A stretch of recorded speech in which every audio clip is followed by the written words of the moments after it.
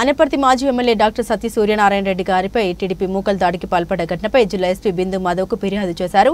అందజేసిన మాజీ శాసనసభ్యులు డాక్టర్ సతీ సూర్యనారాయణ రెడ్డి పాల్గొన్న కాకినాడ జిల్లా వైఎస్ఆర్ కాంగ్రెస్ పార్టీ వైఎస్ఆర్సీపీ అధ్యక్షులు దాడిశెట్టి రాజా, తూర్పు గోదావరి జిల్లా వైఎస్ఆర్ కాంగ్రెస్ పార్టీ వైఎస్ఆర్సీపీ అధ్యక్షులు చెల్లుబోయిన వేణుగోపాలకృష్ణ, పిఠాపురం వైఎస్ఆర్ కాంగ్రెస్ పార్టీ వైఎస్ఆర్సీపీ ఇన్ఛార్జ్ వంగ గీత, రాజనగరం మాజీ ఎమ్మెల్యే జక్కంపూడి రాజా, సంపర మార్కెట్ కమిటీ మాజీ చైర్మన్ అద్దంకి ముక్తేశ్వరరావు, వైఎస్ఆర్ కాంగ్రెస్ పార్టీ వైఎస్ఆర్సీపీ తూర్పు గోదావరి జిల్లా అధికార ప్రతినిధి, ఆనపర్తి వ్యవసాయ మార్కెట్ కమిటీ మాజీ చైర్మన్ సభ్యుల కృష్ణారెడ్డి. 2 రోజుల క్రితం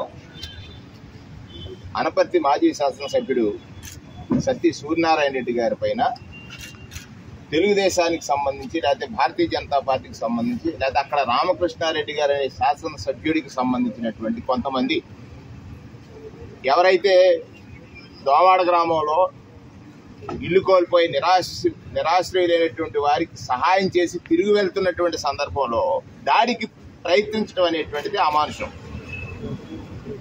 ఈ రాష్ట్రంలో శాంతి భద్రతలు కరువయ్యాయి అని అంటానికి అది ఒక ఉదాహరణ.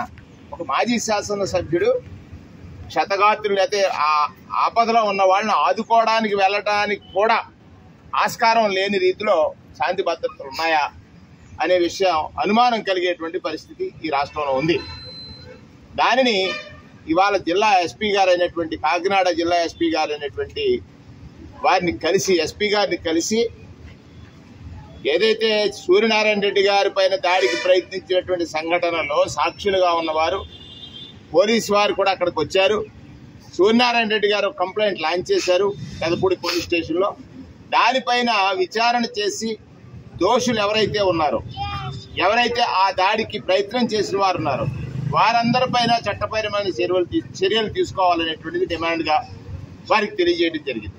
ఎస్పీ గారు ఖచ్చితంగా శాంతి భద్రతలను రక్షిస్తాం, ఏదైతే జరిగినటువంటి ఉదంతం ఉందో దానిలో ఎవరైతే పార్టిసిపేట్ చేశారో మాజీ ఎమ్మెల్యే గారి పైన దాడి చేయాలని ప్రయత్నం చేశారు వారందరిపైన చర్యలు తీసుకుంటారనేటువంటి మాట మాకు ఎష్యూరెన్స్ ఇచ్చారు. ఇక్కడ ప్రధానంగా అడుగుతున్నది ఏమిటంటే ఈ రాష్ట్రంలో పోలీస్ శాఖ విధుల నిర్వహణలో బయాసుడిగా పనిచేసేటువంటి ఒక ప్రయత్నం జరుగుతూ ఉంది. దాని నుండి నిష్పక్షపాతంగా ప్రజలు అంటే ప్రభుత్వం నుంచి ప్రభుత్వంలో కీలక పాత్ర పోషించేటువంటి ఐపీఎస్లు ఐఏఎస్లు నిష్పక్షపాతంగా పనిచేయాలనేటువంటిది మా కోరిక. లేదా అదే అప్పుడే నిజమైన ప్రజాస్వామ్యం ఉంటుందనేటువంటి నమ్మకం కలిగిన ప్రజాస్వామ్యం మీద నమ్మకం కలిగినటువంటి వైఎస్ఆర్ కాంగ్రెస్ పార్టీ కార్యకర్తలందరూ కూడా ఇవాళ వారికి తెలియజేసినటువంటి విషయాన్ని మీ ద్వారా ఈ రాష్ట్ర ప్రజానీకానికి తెలియజేస్తా ఉన్నాను. ఒకటి, అధికారం అనేటువంటిది ప్రజలకు సేవ చేయడానికని మా నాయకుడు జగన్మోహన్ రెడ్డి గారు ఎప్పుడు చెప్తూ ఉంటాడు. అధికారం దేనికనంటే సేవ చేయడానికి. అధికారం అహంకారంగా మారిపోయి ప్రజలపై దాడులు చేయడానికి కాదనేటువంటిది ఒకసారి అక్కడ ఉన్నటువంటి శాసనసభ్యులు గుర్తించాల్సినటువంటి అవసరం ఉంది. ఏదో ఒక అబద్ధాన్ని ప్రచారం చేసి అసత్యాన్ని ప్రచారం చేసి పేద ప్రజల్ని హింసించడం ద్వారా వారి పార్టీని బలపరుచుకోవాలనేటువంటి ప్రయత్నం ఏదైతే ఉందో అది సాగదనేటువంటి విషయాన్ని కూడా గుర్తు చేస్తూ 2 ఉదాహరణలు చెప్తా ఉన్నాను. నిన్న సింహాచలంలో భక్తులు చనిపోయారు. ముఖ్యమంత్రి లేరా, ఉప ముఖ్యమంత్రి లేరా, వెళ్ళలేదే. మరి యువనాయకుడైనటువంటి లోకేష్ లేరా, వెళ్ళలేదే. అంటే భక్తుల ప్రాణాలంటే ఎంత చులకనో ఇది ఒకటి అర్థమైంది. ఇక్కడ జరిగిన ఇన్సిడెంట్ లో కూడా పేదలు ఇల్లు లేని వాళ్ళు కేవలం ఆ వెంచర్కి సంబంధించినటువంటి ప్లేసులోనే ఏదైతే వెంచర్కి సంబంధించినటువంటి ప్లేస్లోనే ఇల్లు లేకుండా కొన్ని సంవత్సరాలుగా ఇల్లు కట్టుకుని ఉన్న వారిని నిరాశ్రయం చేసింది ఈ ప్రభుత్వం. ఈ ప్రభుత్వంలో ఉన్నటువంటి పెద్దలు పాలకులు అనేటువంటిది అర్థమవుతుంది. అంటే పూర్వం మనకు ఒక సామెత ఉండేది. సామెతే కాదు, చంద్రబాబు నాయుడు గారు ఈ మధ్యలో ఒకటి మొదలు పెట్టారు, P4 అని. పేదలను గుర్తించి పెద్దల చేత సహాయం చేయిస్తానని. చంద్రబాబు నాయుడు గారు నేను అడుగుతున్నాను, చంద్రబాబు నాయుడు గారు ఇక్కడ మీరు చెప్పిన దానికి పూర్తిగా రివర్స్లో, మీరు ఏదైతే P4 చెప్పారో దానికి పూర్తి రివర్స్లో పేదలను కొట్టి పెద్దలకు పెడుతున్నారు. పేదలను కొట్టి పెద్దలకు పెట్టడం P4ఆ? పెద్దల సహాయంతో పేదలను పెంచడం P4ఆ? నిర్ణయించుకోవాల్సినటువంటి అవసరం ఉంది. బాధ్యత గల ముఖ్యమంత్రి, బాధ్యత గల ఉప ముఖ్యమంత్రి, బాధ్యత కలిగినటువంటి మంత్రి సింహాచలంలో భక్తులు మరణిస్తే కనీసం పలకరించడానికి లేదా వారిని ఓదార్చడానికి వెళ్ళలేనటువంటి పరిస్థితి కూడా రాష్ట్ర ప్రజానీకం గమనించండి. కేవలం వీళ్ళు రాజకీయం వారి సంపాదన కోసం తప్ప పెద్దలు అవ్వాలి, పేదలే అవ్వాలి అనేటువంటి వారి లక్ష్యాన్ని ఈ సందర్భంలో గుర్తించమని ప్రజలందరినీ నేను కోరుతా ఉన్నాను. కాకినాడ జిల్లాకి సంబంధించిన మండలం అది.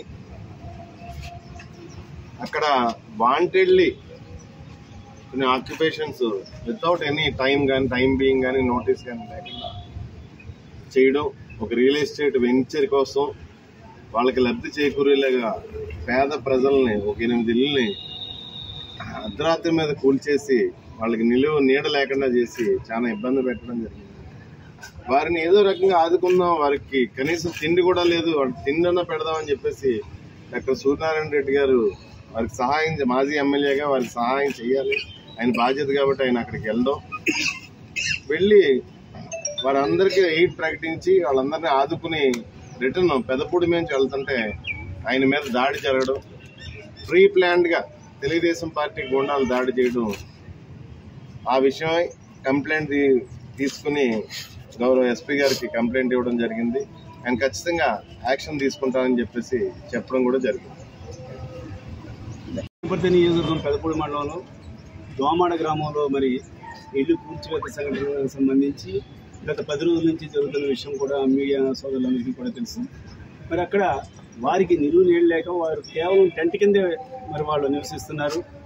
వాళ్ళకి ఫుడ్ అరేంజ్ చేయడమే కాకుండా రైస్ కూడా ఇచ్చి మరి తిరిగి వస్తుంటే ఎవరైతే అనపర్తి ఎమ్మెల్యే రామకృష్ణారెడ్డి ఉన్నారో వారి ఈ సూచనల మేరకు తెలుగుదేశానికి సంబంధించినటువంటి కొంతమంది గూండాలు నాపైన దాడికి ప్రయత్నించడం, వెంటనే అక్కడ నుండి సోదరీమణులు, అదేవిధంగా వైఎస్ఆర్ కాంగ్రెస్ పార్టీ కార్యకర్తలు, నాయకులు కూడా నాకు తోడుగా వచ్చి నన్ను మరి సురక్షితంగా బయటికి తీసుకురావడం జరిగింది.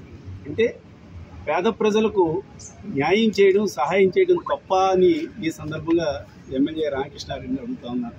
కానీ ఈ రోజు వరకు కూడా ఈ వేళకి 11 రోజులైంది. ఈ వేళ వరకు కూడా కనీసం పరామర్శించడానికి వెళ్ళలేదు, ఒక తెలుగుదేశం నాయకుడు కూడా అక్కడికి వెళ్ళలేదు. వాళ్ళకి ఎవరికి కనీసం గుక్కుడు మంచినీళ్ళు కూడా ఎవరు ఇవ్వలేదు. కానీ సహాయం చేస్తున్న వాళ్ళకి అంటే వాళ్ళకు అడ్డు ఉండకూడదు, రాజకీయంగా ఎవరు కూడా ఎదురుగా మాట్లాడకూడదు, వాళ్ళు ఎవరైతే వ్యతిరేకులు ఉన్నారో వాళ్ళని రాజకీయంగా అంతం చేయాలన్న ఉద్దేశమే రామకృష్ణారెడ్డి ఉద్దేశం ఈ సందర్భం తెలియజేస్తారు. గతంలో మరి చూసాం, ఎంతోమంది కార్యకర్తల్ని, నాయకుల్ని కూడా ఇంటికి పిలిపించి ఏ రకంగా వాళ్ళని అందరినీ కూడా హింసించారా అన్నది వీడియోలు, ఫోటోలు చూస్తే తెలుస్తుంది. కానీ ఒకటే చెప్తున్నా రామకృష్ణారెడ్డి, నువ్వు ఎన్ని ప్రయత్నాలు చేసినా, ఎన్ని రకాల దాడులకి నువ్వు ప్రయత్నం ప్రమాయించినా కూడా ఎక్కడా కూడా జంకేదే లేదు. నీ అవినీతి అక్రమాలని కూడా ఎప్పుడూ కూడా వెలుగెత్తి చూపెడతాను అని మాత్రం ఈ సందర్భంగా తెలియజేస్తున్నాను.